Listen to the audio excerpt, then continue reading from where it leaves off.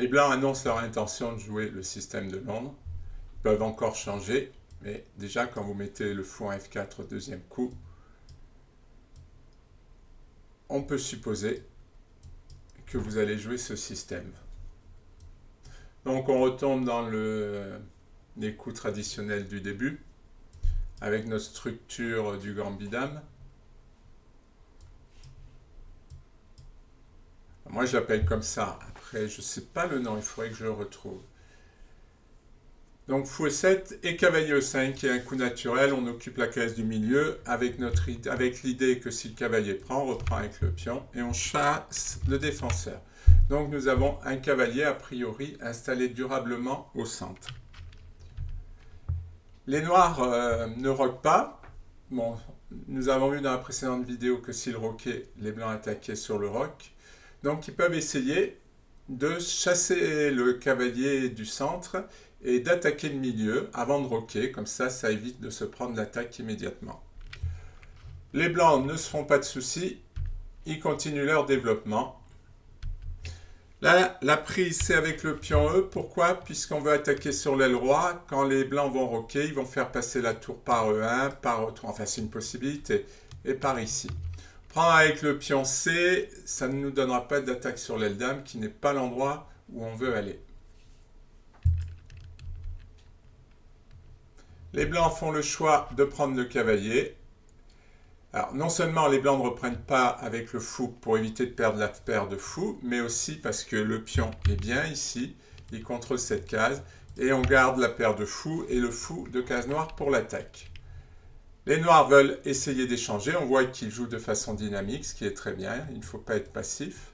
Évidemment, les blancs refusent. Dame B6, les noirs dynamisent leur position, tour B1.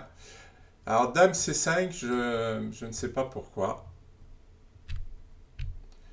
Mais bon, peut-être qu'au cours d'autres parties, nous comprendrons l'idée de ce coup. Petit roc, fou D7, ça c'est normal. Cavalier F3. Les blancs protègent le pion, gagnent un temps sur le fou et ramènent le cavalier pour attaquer sur l'aile roi. Fou H6. Et là, un coup très ingénieux de la part des blancs, je trouve même que c'est brillant. C'est B4.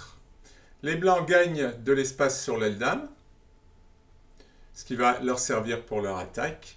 Et le pion C3 est imprenable, car après dame prend C3, on joue tour B3 et on gagne la dame qui est enfermée.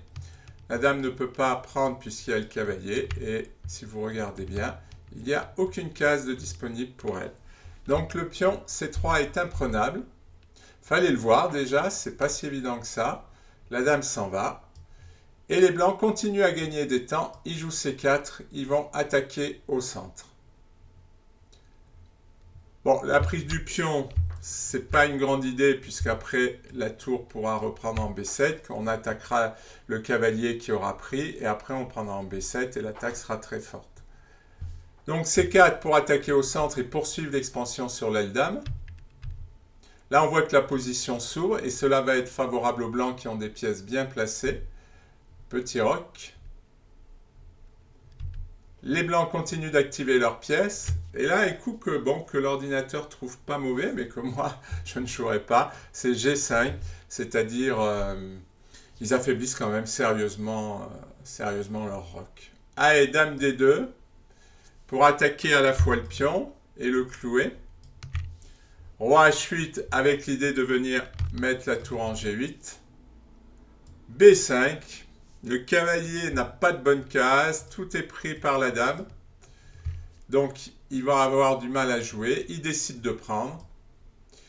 Bon, là déjà, le roc est très affaibli. Puis cavalier D8, qui n'est pas un très beau coup. Même un coup très laid, qui coupe la protection des tours. On amène le cavalier en G5. Seule possibilité pour défendre, avancer le pion. Et là, une jolie combinaison, cavalier prend H7, puisque si la dame prend le cavalier, on prend la tour. La dame est surchargée, elle devait défendre le pion H7 et la tour F8. Les noirs essaient encore quelque chose, mais après dame H5, ils abandonnent. Je pense que les noirs ont joué cavalier F7, le temps de se remettre de l'émotion de probablement cavalier prend H7 qu'ils n'avaient pas vu. Et après dame H5, ils abandonnent puisque le cavalier va venir ici en F6 et que le couple cavalier-dame a de bonnes chances de faire échec et mat.